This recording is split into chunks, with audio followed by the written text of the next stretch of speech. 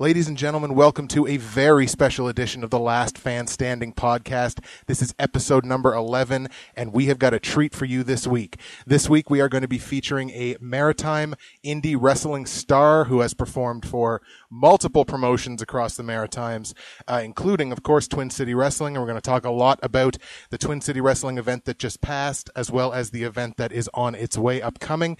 Ladies and gentlemen, this week, we have Sexton Phoenix. Sexton, how you doing today, sir? I'm doing well, thanks. Just a little tired. Came back from our show last night in Cape Breton, so just taking it easy today, man. Oh, very nice. How late were you when you were getting back from that show? Oh, I spent the night there. They had a hotel for us, but I mean, I just got back. You know, I got back and you guys called 10 minutes later, you know what I mean? Well, we like to be on time, yes. No, I appreciate you keeping the appointment that we set up previously. Yes. Now, of course, for anybody that pays any attention to Maritime Indie Wrestling, chances are you've seen Sexton perform. As I mentioned, you performed for a lot of different promotions in your life. I think you list on your Facebook page, I think there's no fewer than, 13 different promotions that you've worked for. So it's definitely a lot of work, and you're definitely one of those guys that will take every possible booking that he can get. That's right. According to your Facebook page, and I love like the stats section that you have there on your Facebook page. And correct me if I'm wrong on any of these stats.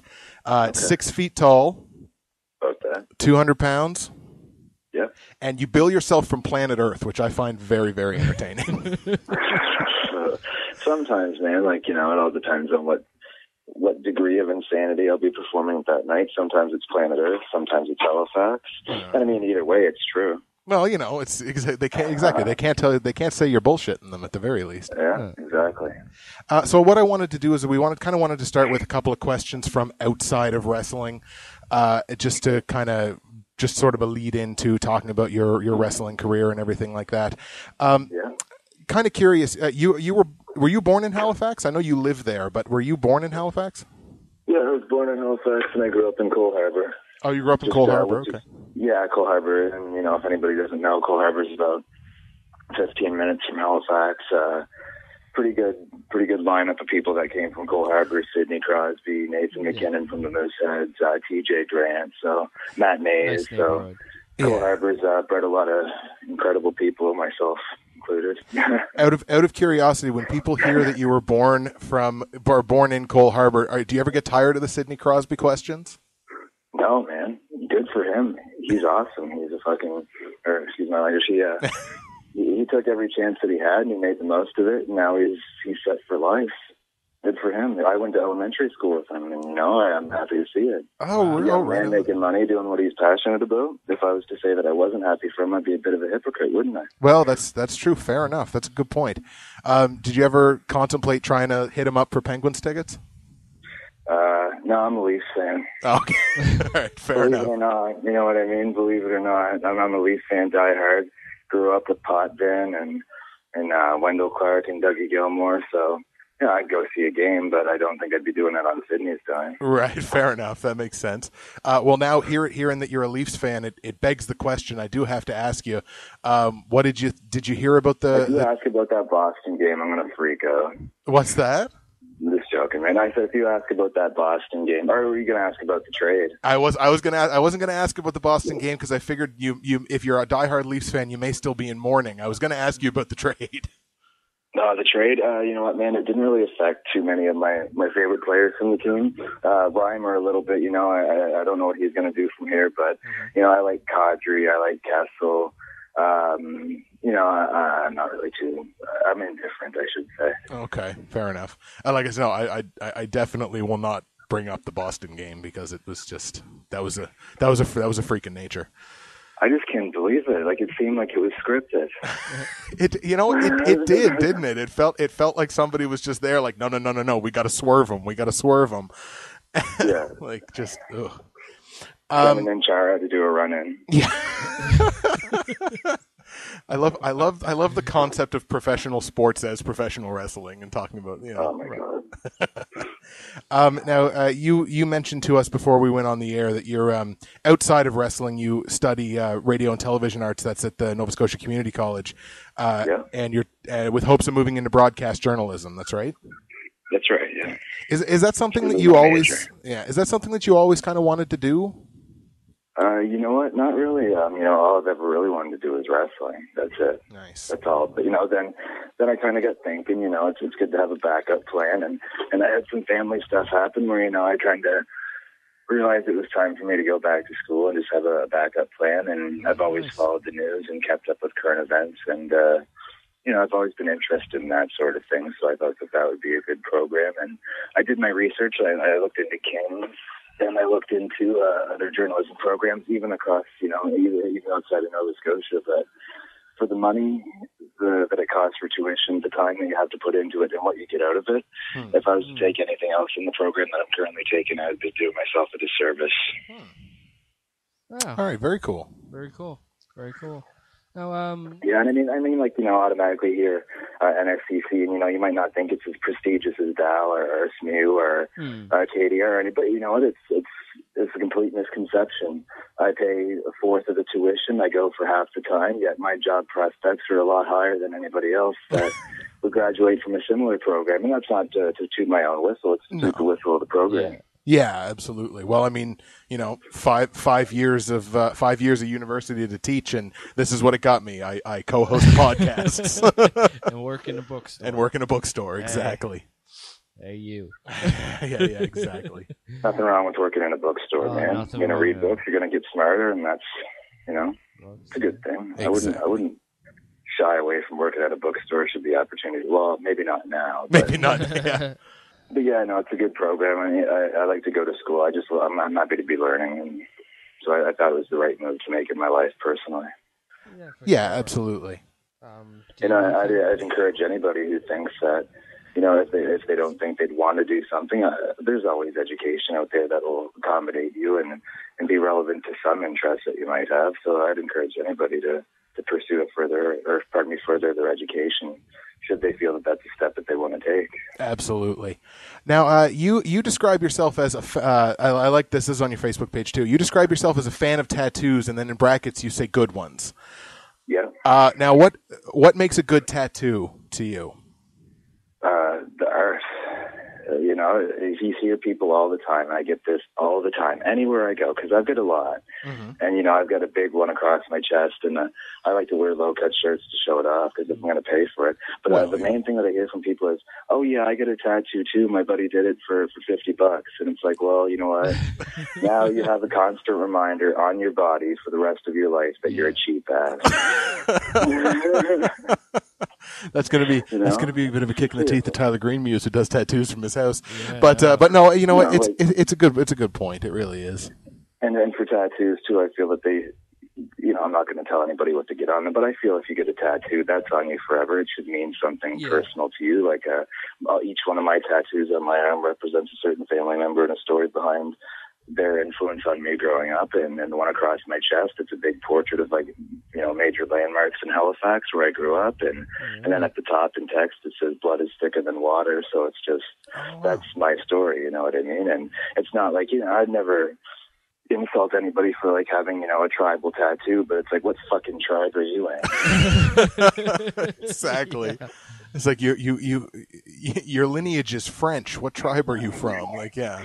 The tribe of Monster Energy drinks and Fox Racing hats and tap-out shirts while driving a 1999 Honda Civic with a fucking muffler that's louder than a motorbike. Oh my God, that's beautiful. Should I just name everybody that has those shitty tattoos or what? That's the perfect description of what they're like. That absolutely is. What's the worst tattoo you've ever seen, and name drop the person who has it if you want? Our goal in this podcast is to get you in trouble. Yeah, it's to bury me to other people. I'm just trying to think. I've seen some shitty tattoos, man. I hope you guys have a bleep button too. I'm sorry. I'm right now on my last legs. Like, I'm just tired, super tired. So I'm just dropping. We don't need curse words. So if you're a kid, don't listen to what I say. Don't, if there's any kids listening, don't talk like me. I'm an idiot. No, Wolf's Tattoo. We'll come back to that. I'll think about it and I'll figure something out. All right, right on, perfect. We're gonna move on here to a question about heavy metal, and I think Nick is gonna get that one. I think so. So you describe yourself as a fan of heavy metal music. What are some of your favorite heavy metal bands? Well, like the typical heavy metal bands that everybody likes, like Slayer, Megadeth, Pantera. That's all good stuff. I really like, there's a European band that I don't think is as well known as they should be. They're from Sweden. They're called Evergrey. And they're just incredible. I really like Children of Bodom from Finland. Yeah. There's another band from Finland that's really similar to Bodom called Norther, who I really like. Yeah. Okay. Yeah, man. And, I like I like a whole wide variety of music. Heavy metal is, leaps and bounds my favorite, but I like a bit of everything. I'd say one of my top 2 or 3 bands of all time is Coheed and Cambria, who aren't heavy metal, but they're awesome. Nice. Right on. I know Nick's a big fan of Killswitch, aren't you? Engaged, Him, which is a Finland band. I came out to them, I think, in Bridgewater. I usually use Eye of the Storm when I'm using less than, questionable tactics as a wrestler. Right. When I'm not a fan favorite, if you will, I use Killswitch Engage just because it sort of fires me up to smack people around. Nice. Yeah, and really, if that's what you're gonna do, you might want to be fired up to do it. So yeah. Nice. Now we're gonna kind of get into a little bit of wrestling stuff here, but this is more so, I guess, more from your perspective as a professional wrestler rather than sort of what you're doing right now. And this is one that just really always chaps my ass. And I don't, so obviously we don't mind swearing because it really, really does. The popular perception among people that don't really know wrestling is that you have to be this giant mass of muscle to be a pro wrestler. And, of course, the major perception is also that wrestling is fake and stupid, and why would anyone pay to watch people pretend to beat each other up? And again, it's by the people that don't know wrestling that seems to be the perception, and as a wrestling fan, I face it all the time. Now, so few people, I think, are willing to admit just how athletic somebody like you has to be a professional wrestler. Like, I mean, I've seen so many actual pro wrestlers go through these monstrous, maddening workouts that, like, you'd think you're talking about, a mixed martial artist or something like that, but there's a guy that does a professional wrestler. Can you kind of take us through one of your workouts and just kind of also give us some of your thoughts on the people that have these really negative opinions about... I'll summarize my thoughts on all of those topics that you just brought up, first of which being the misconception that you have to be a big, muscular, steroid freak to be a wrestler. That's obviously not true in any sport or any aspect of entertainment. I mean, if you want to talk about sports specifically, look at, hockey, for example. Some of the highest scorers in the league are just small guys because they're fast and they've got good hands. Like Kadri, for example, he's got good hands. You want to talk about mixed martial arts. The most popular fighter in the world right now, I'd say, is George St. Pierre. Yeah. Well, exactly. And he's not a monster. Like, for anybody to say that size is a factor, it is a factor. But to say that it's the decisive factor, it could mean having a contract with the Fed, or WWE, I should say. And it's important to. It's definitely a factor, but it's not necessary. Just be in shape and be able to go in there and give people what they paid to see. That's the biggest thing with that. As for the fake thing, man, I'm just so desensitized to that sort of question. It's like, if you like wrestling, no explanation is needed. Right. But if you're going to be one of those guys, it's like, it's fake, this, that, and the other thing, it's like no explanation will let to do. Yeah, so, that's people fair. are like, why would you go pay to see two guys fake beat each other up? It's like, well, Bruce Willis isn't going to set himself on fire and jump out of a plane for real. And that's an excellent point. It really is. I've equated professional wrestling fandom to fandom of movies. I've actually done that quite a few times. It's essentially the same thing, I guess, at its roots. But I don't know, man. Like I'd honestly say, if anybody was really bothered by it, which I understand as a wrestler, I'm a wrestling fan myself. When people say that it's fake, if anybody's really be bothered by it, you don't know anybody an explanation about that. You like what you like, Some people like wrestling, some people like baseball, despite the fact that it's the most boring sport in the world. Some people like drama, some people like opera. If you're going to ask that person what they like, I'm sure you can find a million faults with whatever dumb shit that they're into. That's true. That's a good point. True. So don't, just like my thing would be, don't, as a wrestling fan, if, the wrestling fans that are listening, don't let that crap bother you. Who cares if they say that it's fake? I know it's not fake. I visited the doctor last week who told me that my back was, it wasn't in the type of shape that it needed to be in. It was very real. Not being able to stand up comfortably is very real. I wish it was as fake as people thought, but whatever, fuck it. Yeah, that's a good. Sure. Yeah, absolutely. Yeah. Now, when did you start watching wrestling? Like, when did you first start kind of getting interested in it? I'd say when I was like 6 or 7. I saw Shawn Michaels. I was like, well, pretty much know what I want to do. Yeah, and well, I mean, I suppose if you were 6 or 7, that would have been early mid 90s Shawn Michaels, or. Yeah, about mid-90s, let's say. Early to mid-90s. I saw, like Michaels, the Harts, like Bret and Owen, guys like, I've always liked guys like that. They're like Mr. Perfect, like the middleweights, if you will.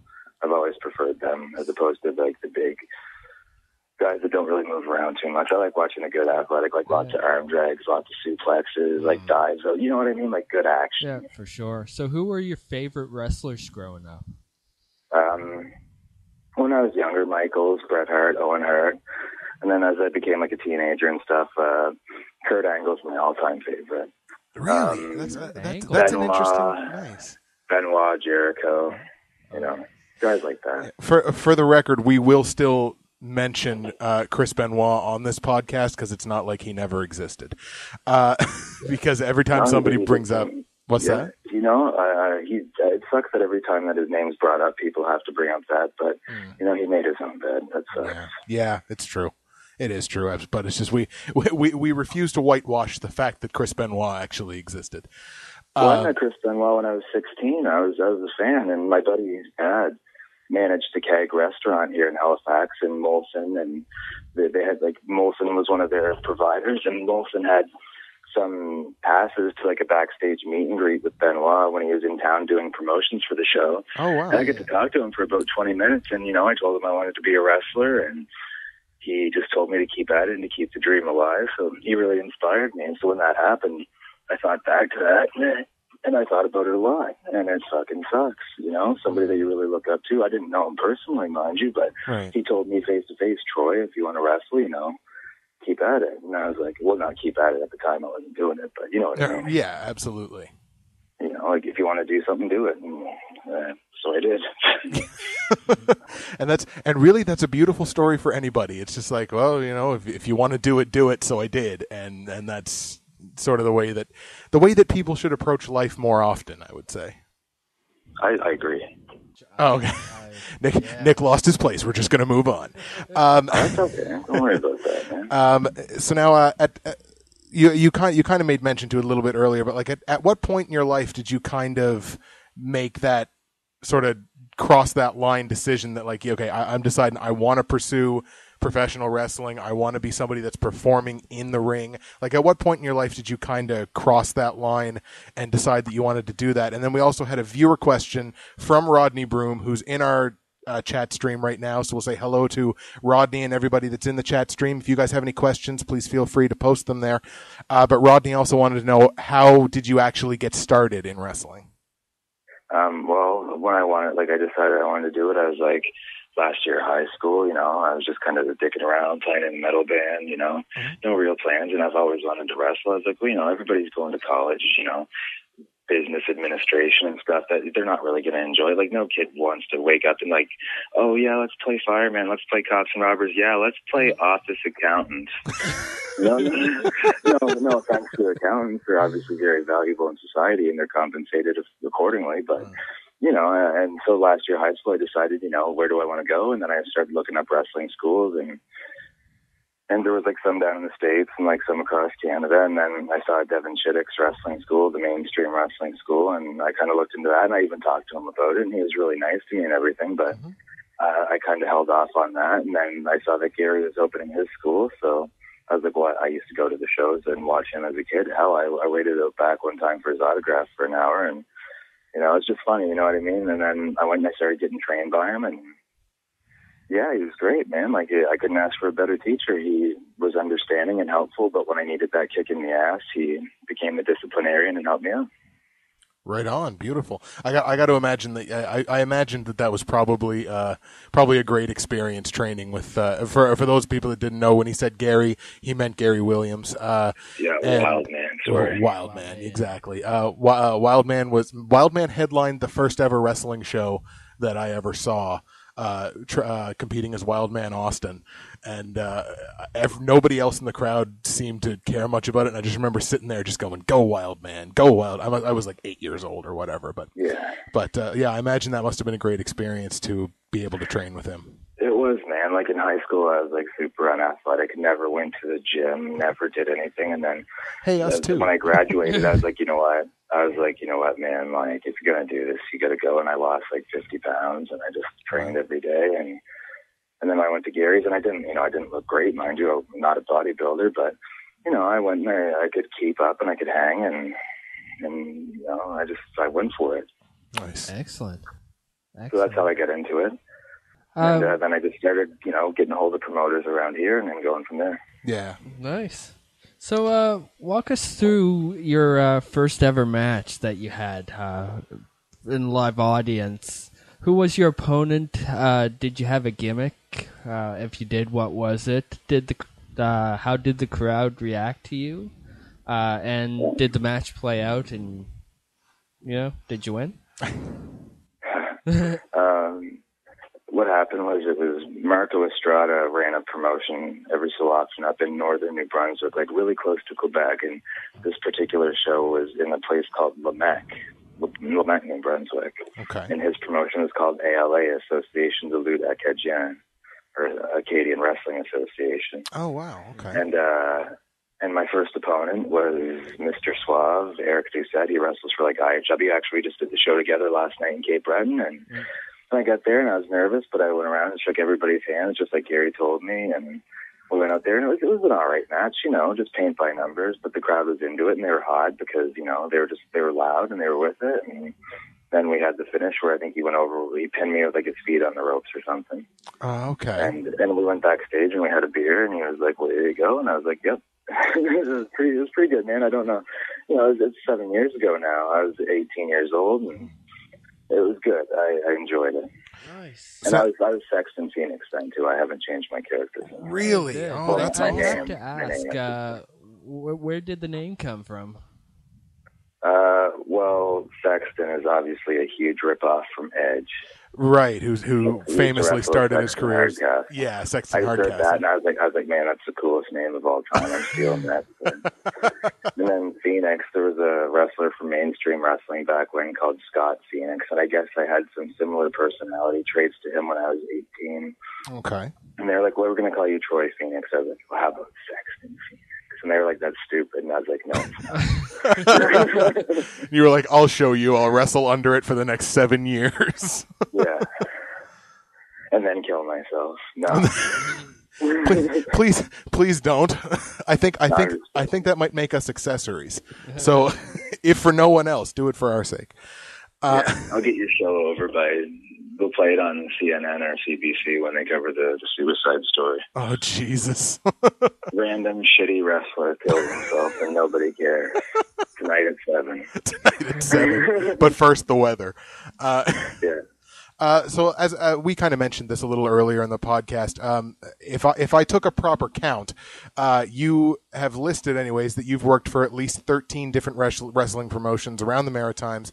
This is, of course, including Ultimate Championship Wrestling for Chuck Martin, which we've mentioned on this podcast before, as well as Grand Prix Wrestling for Emile Dupree. Yeah. Now, outside of Twin City Wrestling, because we're going to get into quite a bit about Twin City Wrestling here later, do you have a favorite promotion that you've worked for, or a promotion where you feel as though you've done your best work? you know what, man? I'd say that when it was running, there was a promoter named Sheldon McLean who ran in Cape Breton, and that was ECPW, East Coast Pro Wrestling. And that guy he did it right. Like, he busted his ass promoting, like, every time, like, just really worked it. He usually had a name come in, like a WWF name, and he drew no less than 600 consistently. Wow. And you know, that's a good sized crowd. He used to fill the old North Sydney Forum, which is a historic wrestling venue, and Maritime Wrestling with, you know, like Emil's promotion back in the day, Grand Prix, with, you know, guys like Leo Burke and Cuban Assassin, and even later years, guys like the Dynamite Kid and Edge and Christian and Gary. So that was, I'd say, like, my favorite promotion to work for in Nova Scotia. Nowadays, LCW, Legend City Wrestling, I've been there since 2009, and that company has grown from 30 people coming to see, you know, a match or a few matches at the CLB Armory to, you know, 1,300 people coming to watch Bret Hart. And, wow. You know, and now we're on national TV. We get picked up for another season. We get an extension on time. So the LCW has been the most exciting to work for because they don't stop working. That's, yeah. And we get that. Absolutely. That's awesome for any promotion out there that's a relatively new promotion that's trying to grow. You can kind of look at the example that Legend City has put forward, and just kind of obviously can't do it exactly the same way because lightning doesn't strike twice, but still it's proof that it can be done, which is nice. It is proof, man. It really is. Like, I'm so proud of, like, I think they started like mid 2008 and I came up there for my first match in September 2009, and you know, just you watch a company grow like that and you're a part of it and you're there putting the hands-on work. Like, I stayed up there for a couple months in 2011 to do tours and stuff that they were doing, and to be able to see a company grow like that has been incredible, man. And it's only getting bigger. It's only getting bigger. There's only two other companies that have, you know, national TV, and that's WWE, TNA, and now us. And we're also in the Bahamas in Tampa, Florida. So, boom.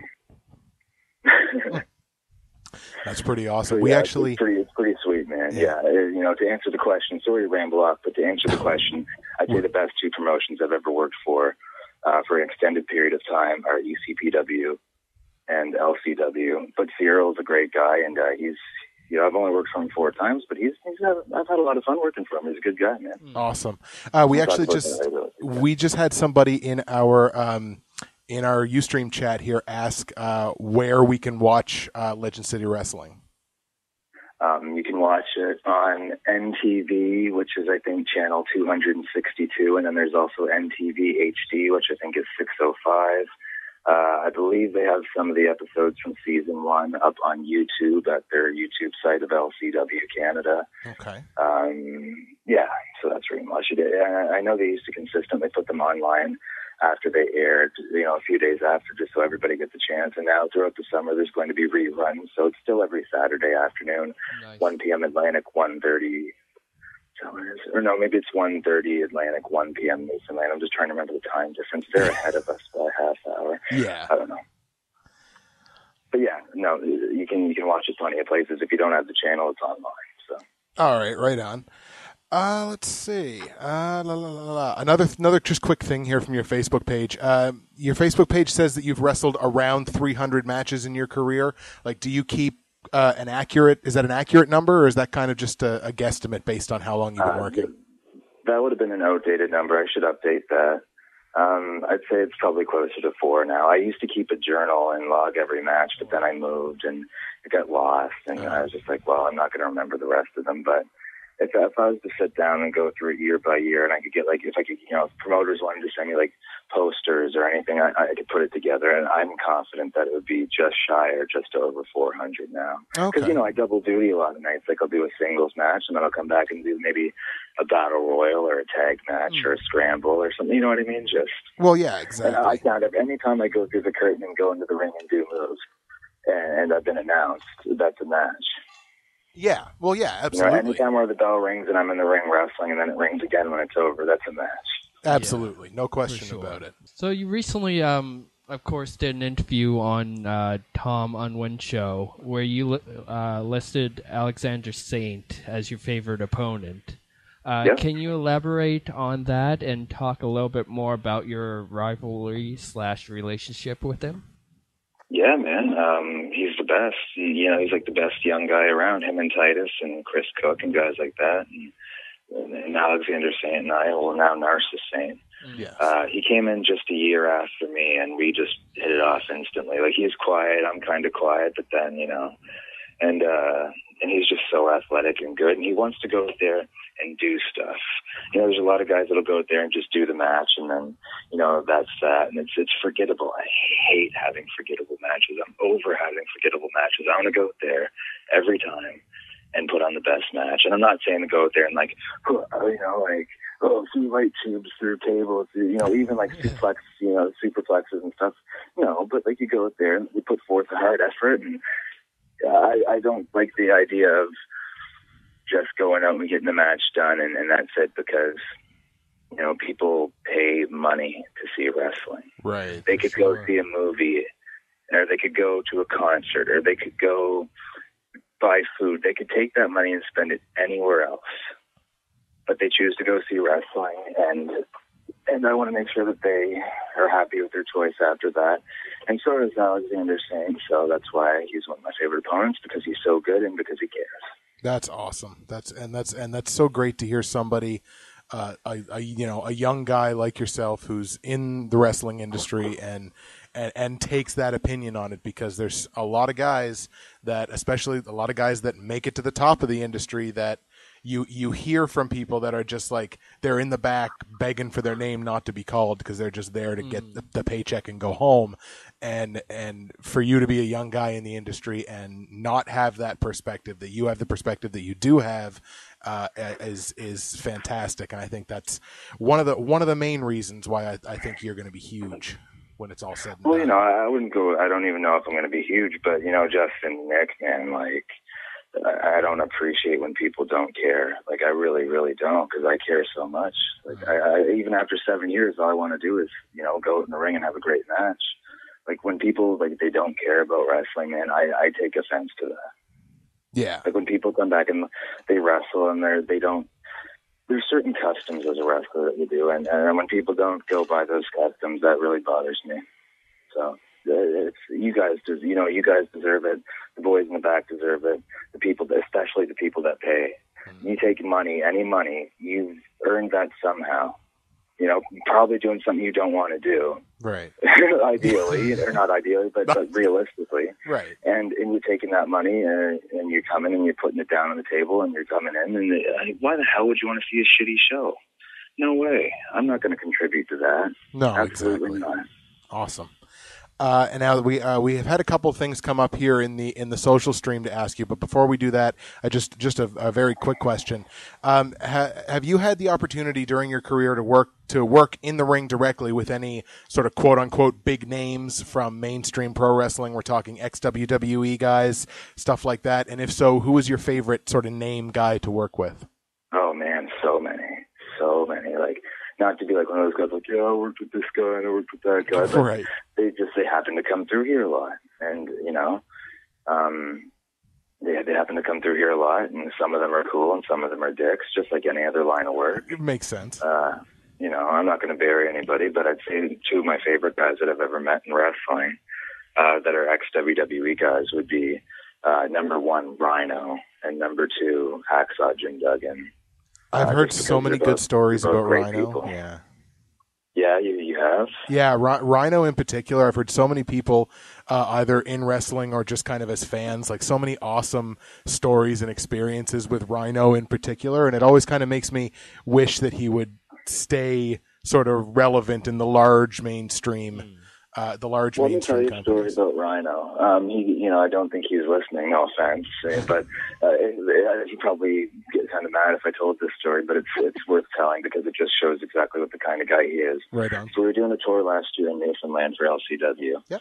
It was like the third or fourth night of the tour, and I was a heel the whole time, a bad guy, and I wasn't making a lot of money off merchandise because, the kids are going to want to buy who they're cheering for and they can get their autographs on it and whatnot. So I approached the booker and I was like, is there any way I could go face tonight just so I can sell some merch and make some money?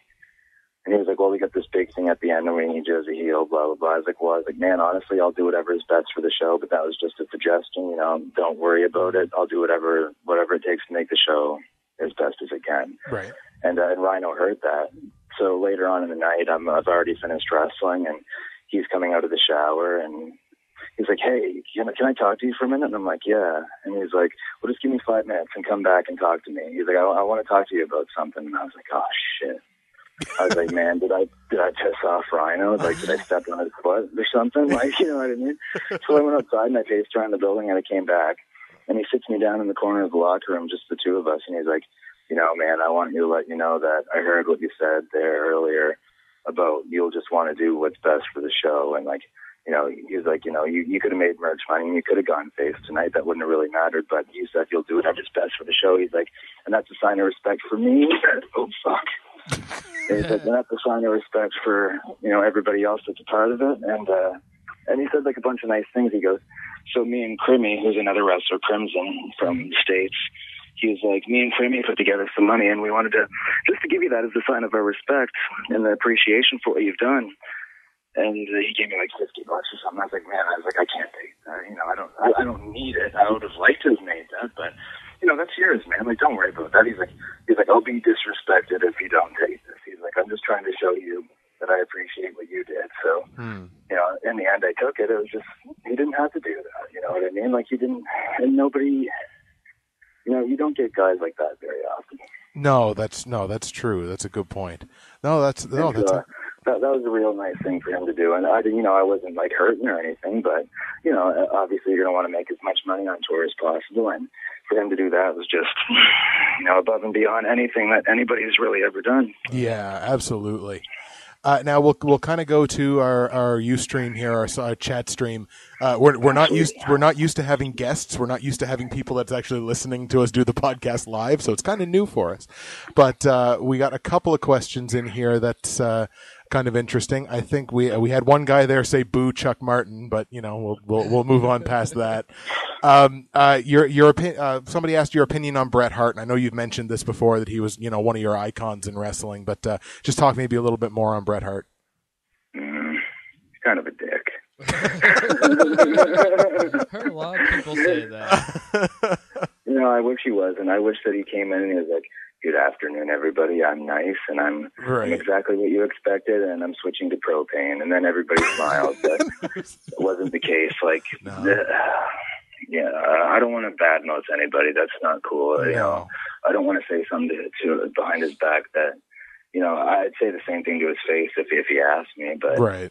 I don't really care for Bret. It sucks. No. You have somebody that you look up to so much, and you put so much stock in as a kid, like really paying attention to and following, and then you meet them in real life. Like, don't meet your idols. That's my. If Bret Hart's taught me anything, don't meet your idols. I hope I never meet Kurt Angle. I'd be fucking devastated. Yeah, fair enough. And I've heard people say that before. Like, if you have a hero, don't meet him. Like, I remember hearing. Well, you mentioned Bruce Willis earlier in the movie analogy. Kevin Smith, Bruce Willis was his absolute hero. John McClane, and then he does the movie with Bruce Willis, and Bruce Willis is a total dick. And it's just like, don't meet your heroes. That sucks. Yeah, don't. Bret Hart was a hell of a wrestler back in the day, man. But I just didn't get along with him. He just had no time of day. So fair enough. So that's it about Bret. He was awesome, man. Fuck, he was good. He inspired me a lot as a kid. Yeah. We had somebody else on the chat stream here, just kind of a name association sort of thing, and it's a really interesting name, Raven.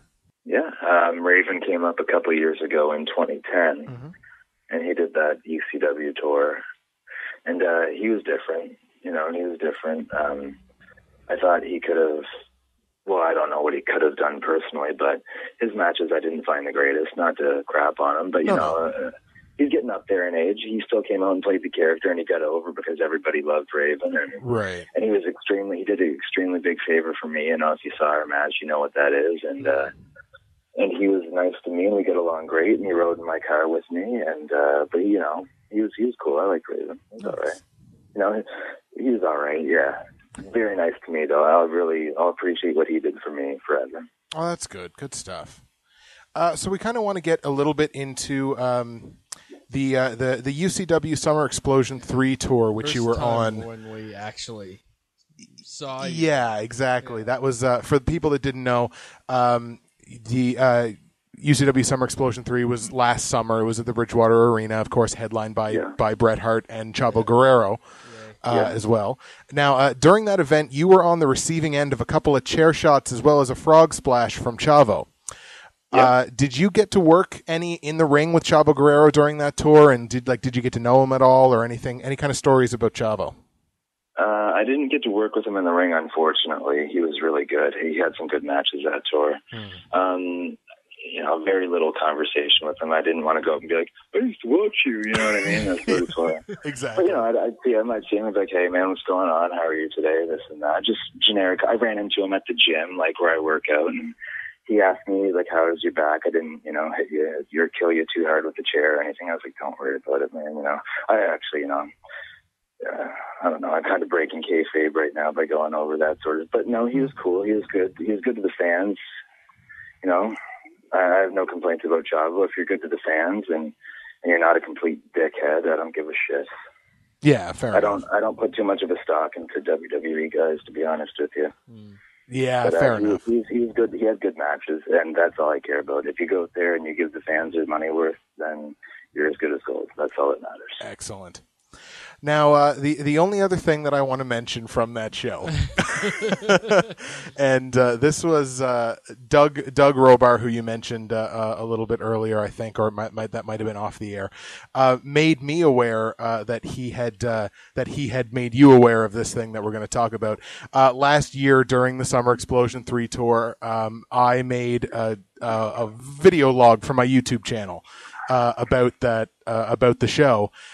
In which multiple times I made reference to one of your nicknames, and that nickname was Commercial Free. Now, Doug kind of told me that he made you aware of me kind of taking some stabs at it, because at the time I didn't understand it. Like, I didn't understand where it was coming from. But what I'd like you to do is set the record straight on the origins of the Commercial Free nickname.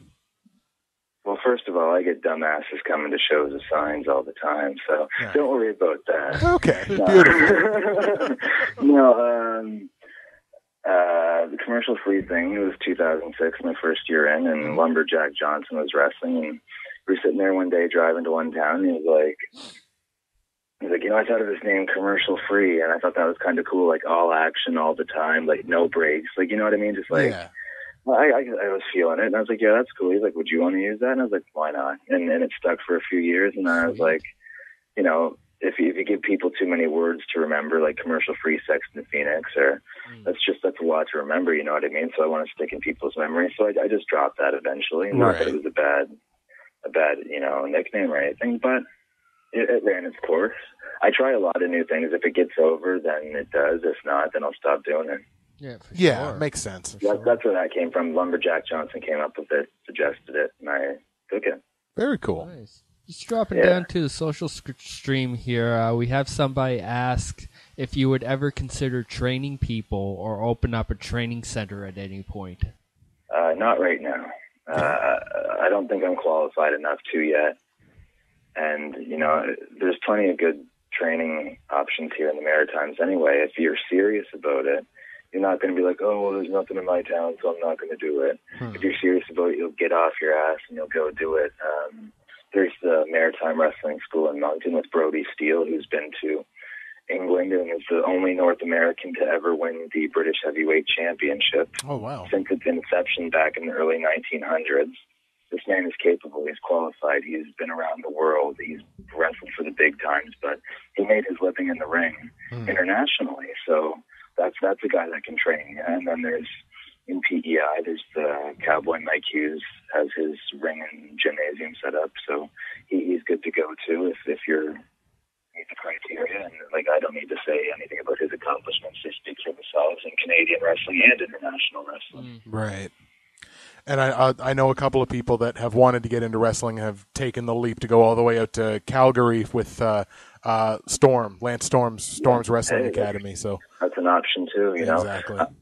I've helped Gary out and stuff, like, but I help Wildman with his school by, like, being, like, a dummy and stuff. Like, if he has to demonstrate a slam or something, I'll get slammed. Or right. I'll go in there and run, like, cardio drills and stuff, like rolls and you know, how to get up and just, like, little things like that. But I would never have my own training school. I don't, at this stage in the game, have the proper credentials to do that sort of thing. Fair enough.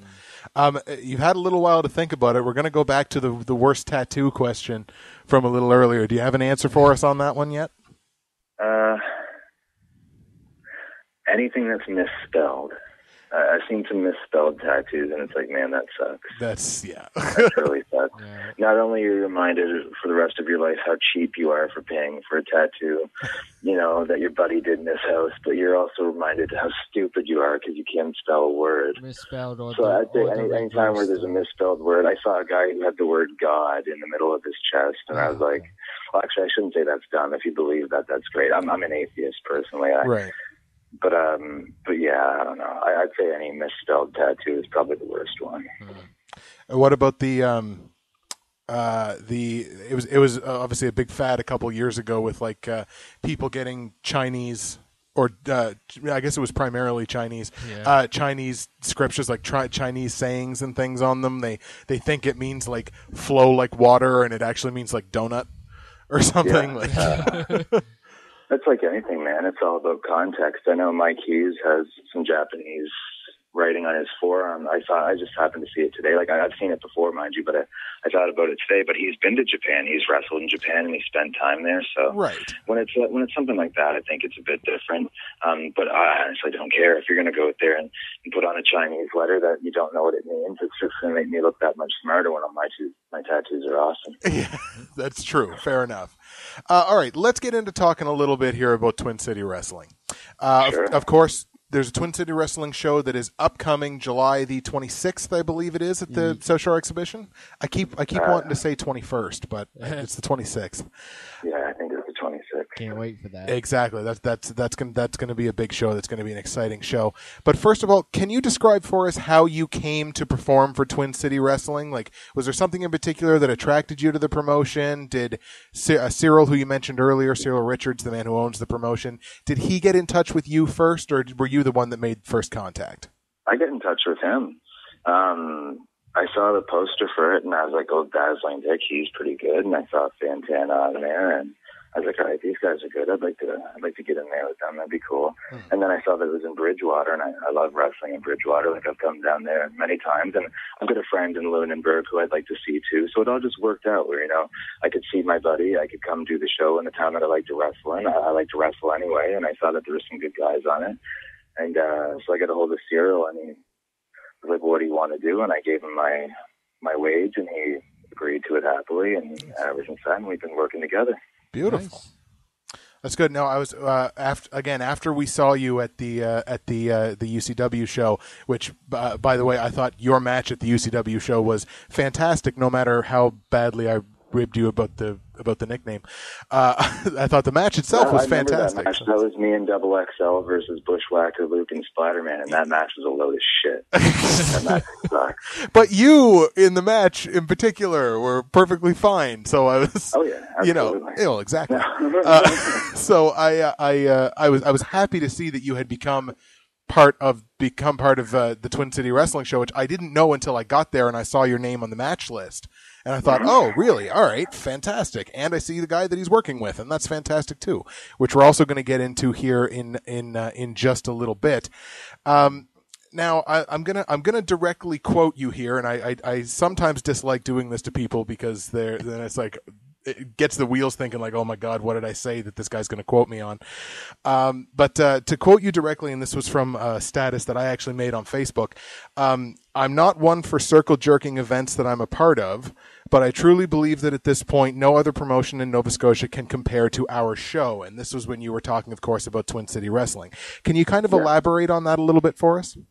Yeah, and I still stand by that. I should have said mainland Nova Scotia because ACWA, who I worked for last night, also put on a great show. Their roster is stacked, but you know, when I mean Nova Scotia, I just mean places like close to home, like anything pretty much from Yarmouth up to Antigonish, and I stand by that. Cyril's production. It's great. He's got the big screen. His ring is like the best ring I've ever wrestled in. I'd say that. I'd go on the record and say it's one of the better rings I've wrestled in. It's big. It's got real ropes. It's awesome. Like the guys that are on the show, like myself, Saint, Dick, Santana, anybody that really puts an effort in. And if any of the other guys that are listening and I haven't mentioned you, don't take offense, but maybe sit back and think to yourself, do I put as much effort in as I should? Yeah. And if you think that you should be putting more in, then do it. But Twin City is great. It's just there's no headaches. I get there, I find out who I'm wrestling, I wrestle them, I'm paid, and I leave. Yeah. And that's easy. Yeah. I don't even necessarily leave. Like at the last show, like a couple of the guys just stood around talking for a little while, and Cyril was talking for a while too. So yeah, it's good, man. It's just nice to be able to have somewhere like that close to home, and I really hope that it succeeds. Awesome. Yeah, Twin City's pretty sweet, man. Like that show at the X is going to hopefully be as big as the show that was there last year. I feel confident that the card that we put on for them is going to really impress people that go. I'm ready to go out there. I'm ready to go out there and do some crazy stuff. You know what I mean? It's been a while since I've had like a main event match where I can go out and just go nuts. Well, yeah. I'm sure the show at the exhibition is going to be a lot better than the one that was there last year. I remember no doubt in my mind. I remember my mother was actually at the exhibition that night, and kind of peeked over and just kind of watched the show for a little bit. And I remember, I didn't go to it, but I remember her coming back and telling me I kind of watched the wrestling show a little bit, and it was really weird, and it was like kind of these old guys that weren't really doing anything. Yeah, that sucks. That sucks so bad. Because some people see that, and they think that all wrestling's like that. You know what I mean? And it's not. There were some good matches that night. Like I wrestled Shockwave the Robot that night, who's incredible, and JP Sims wrestled Vince Beach that night, who's also another good worker, and they had some good. Those matches were good, and and Wild Man and Bloody Bill tried to do this thing with the Nasty Boys, but they can't win them all. No, true enough. It really troubles me that people saw that, and it was a part of the admission that they paid to get in to see, and they weren't walking away from the show being like, that was fun. They were walking away being like, that was weird. Well, yeah. That sucks. You know what I mean? That sucks. That straight up sucks, and that sort of shit happens. You've been in action on all four of the TCW cards to date. And all four matches have been singles matches against JP Sims. JP Sims, yeah. Which I have to apologize to now. I filmed that promo for the July 26th exhibition show that you and JP Sims did. You got our thoughts on it and stuff, Yeah, the audio totally messed up on it. So I can't use it. I really do apologize about that. Oh, jeez. It happens, man. Don't worry about that. I'm confident enough that the South Shore exhibition is such a big event that us pumping the tires won't affect it too much. You know what I mean? That's a big event. They've got some big stuff other than wrestling going on. Wrestling's just a nice cherry on top of the already delicious and stacked cake that is the South Shore exhibition. Yeah, there you go. That is true. Now, every match that you had with JP Sims, it's its own entirety. Every match seems to be different. Can you talk about your in-ring rivalry with JP Sims? Yeah, we've wrestled. We've done a lot, man. He started, I think it was something like 2008 or 2000. Yeah, it's 2008. And I've wrestled as his tag partner. I've wrestled in there with him. He's another guy who's about my size. He's not a big guy, but he can move and he can hit hard. I like to hit hard. You know what I mean? I really like to hit people. Yeah. And I just, we're, outside the ring, he's a good guy and he cares. He cares. That's the best way to sum up my rivalry, if you will, with JP Sims. He cares. He wants to go out there and give a good match. And that's why we get along so well, because he gives a shit and I give a shit. So we go out there and it clicks. Perfect. It's as simple as that. Now we're gonna give you a bit of an opportunity here to kind of promo and build up the match that you're going to have on the upcoming card here. But before we do that, I kind of wanted to take everybody who's listening, just kind of take you back to the June 16th Twin City Wrestling show, just to let everybody know what happened for those that were not in attendance. Now, at the most recent show, of course, you and JP were in the opening match, which was a fantastic match. JP got the win in that one. Yep. But in the main event of the evening, which was Dazzling Dick Durning, who is the TCW heavyweight champion, and Mr. 450 Julius Fantana, you launched an attack after the match on Julius Fantana after he lost the match to Durning. Yeah. JP came in, hit the ring to kind of make the save there, but then JP turned on Fantana, of course, giving him his cutter, his finisher. And it seems as though JP has aligned himself with you. Now, the question that I think we have on our minds, and I think the majority of Twin City Wrestling fans have on their minds, is why at this point, after you guys have wrestled each other constantly in Twin City Wrestling, why now have you two decided to kind of align and team up with each other? Well, if you want to bring it back to what happens in Twin City Wrestling, Justin, it's simple. If I've been in there with somebody that much, and we've each traded wins, we're 2-2 each, who's going to know the other one better? I suppose that's a good point. If we can show that there's some nights where he's the better man, and there's some nights where I'm the better man, and we beat the hell out of each other. I still have bruises from those matches, and I'm sure JP's probably still walking funny too from them. And then that's a complete shoot. I can send pictures and prove that I'm covered in bruises. This guy is not somebody that just goes in there and dicks around. He's legit. And I knew that getting in there with him, which is why I wanted to wrestle him, because I know he can go. True and enough. Why would I not want to stack up that exhibition show? You've got Dazzling Dick, who's the champion, and he's been a champion in New Brunswick, and you've got Fantana, who flies like he's a gymnast. He's a gymnast. The guy is incredibly athletic. And then you've got JP Sims and myself, and why wouldn't I want to make that match happen?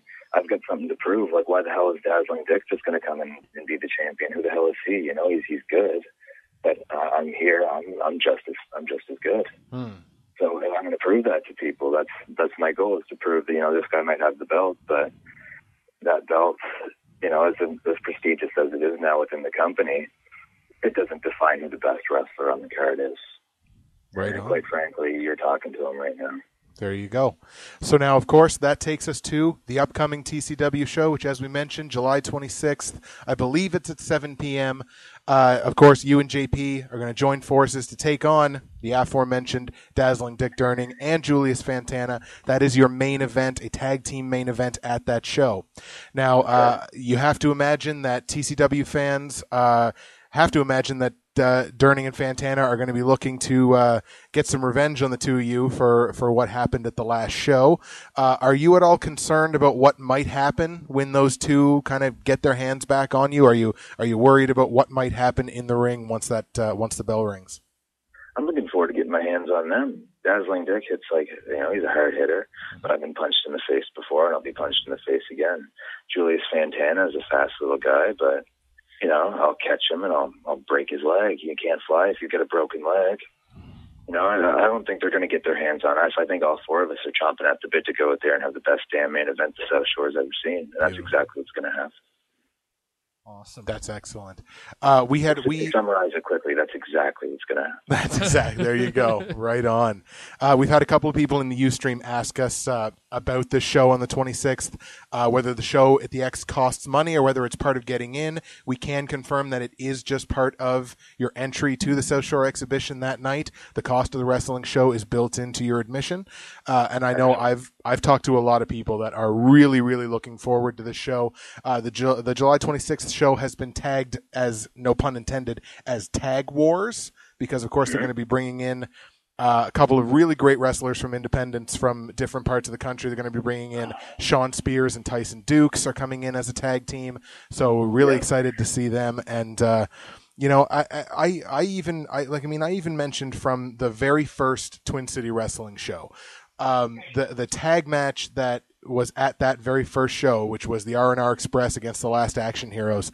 And that was just, the tag match in particular was just really fantastic. And like I was ring announcing that night, and the reason, as soon as I got in the ring, I said, you know, who says tag team wrestling is dead? Because that was a damn good match.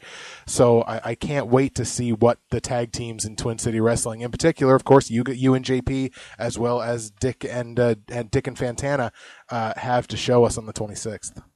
Well, that's going to be good, man. And we mentioned Tyson Dukes, and he is the best wrestler in Canada when it comes to bell to bell. There's nobody better. That's awesome. And I mean, from Vancouver to the territories up north, anywhere in the country, all the way out to the tip of Newfoundland, Cape Spear, you're not going to find a better wrestler in Canada than Tyson Dukes. So if you don't come to that show on the 26th and you're a wrestling fan, you're really doing yourself a disservice, because this guy is incredible.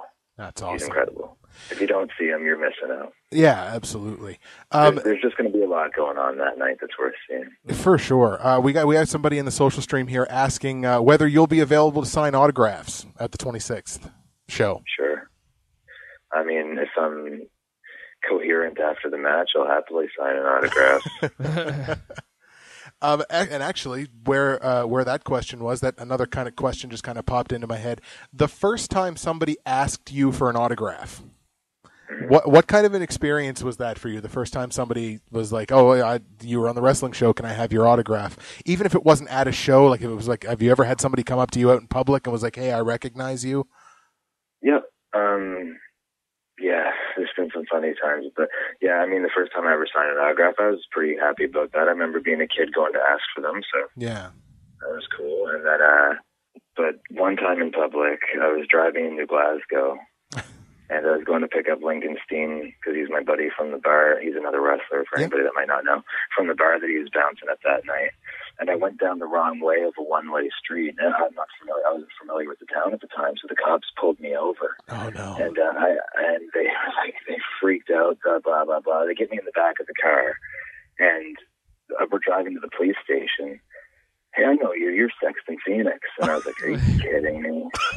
Just bringing me to the police station, and they wanted to accuse me of some stuff. Regardless, I proved to them the irrefutable evidence that I was not guilty of the crime that they suggested, and then they let me go. But to have that be one of the guys that recognized you in public as you're sitting in the back of his cruiser, that was funny. Oh my gosh! At the time, I was pissed. Well, yeah, but now it's funny. Yeah, today it's funny, but yeah. Right on. Well, I think we're just about out of time here. Sexton, I want to thank you very, very much for taking the time to come on to us, to come on to us. Not quite. To come on to the podcast, I should say. I don't know what Mr. Freud might have something to say about that. But anyways, we wanted to thank you very much for taking the time to come on the podcast. It was great to chat with you. I know our Ustream viewers were really, really happy to be able to hear some of your stories and ask you some questions and everything. It was a huge honor to have you on here. Just one more time, July 26th, Twin City Wrestling Tag Wars at the South Shore Exhibition. Make 1,000% sure, even if you're a casual wrestling fan, this is a promotion that's going to put on the matches with guys like Sexton Phoenix that's going to make you a wrestling fan again. So, Sexton, I want to thank you again very, very much for taking the time to come on and chat with us. Oh, man, thank you, guys. I'll be talking to you soon, I'm sure. That's great. Ladies and gentlemen, you too, man. Thank you. Ladies and gentlemen, that is going to do it for episode number 11 of the Last Fan Standing podcast with our special guest, Sexton Phoenix. Twin City Wrestling, July 26th, 7 p.m. Make sure that you're there. Hit us up on the web. noholdsbarred.net63.net. You can get everything from there. This is going to be on our YouTube channel, everything like that. Make sure you like Sexton's Facebook page. Just look up Sexton Phoenix, professional wrestler, athlete. You'll find him right there on Facebook. He's got a great Facebook page, and he's a great human being. So thank you guys very, very much for taking the time to listen to episode number 11. We are out skis for another week. Next week, we'll be coming back to you with the No Holds Barred podcast. I'm Justin. I'm Nick. And it is Last Fan Standing. Whoa.